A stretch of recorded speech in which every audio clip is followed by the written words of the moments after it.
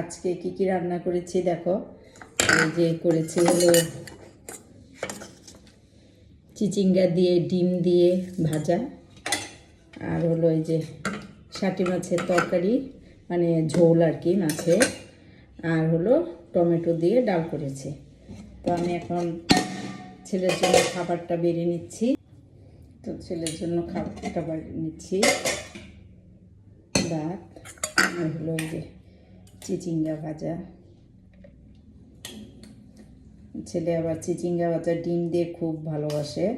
অনেকে শুটকি মাছ দিয়ে খায়, নয়তো এমনি কালো জিরা ফোড়ন দিয়েও খায়, পেঁয়াজ দিয়ে। আমার ছেলেরা, আমার দুই ছেলেই এই চিচিঙ্গা সবসময় ডিম দিয়েই আমি ভাজি, ওরা এটাই পছন্দ করে। আর হলো এই যে শাটি মাছের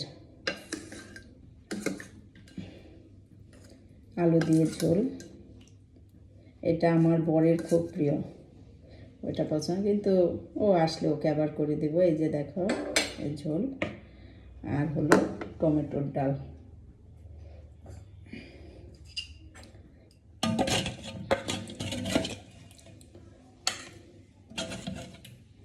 গরমের মধ্যে টমেটো দিয়ে নয়তো আম দিয়ে ডাল করলেই ভালো। আমি টমেটোর মধ্যে আবার অল্প একটু তেঁতুলও দিয়ে দিই, তাহলে খেতে বেশ ভালো হয়। এই যে ডাল,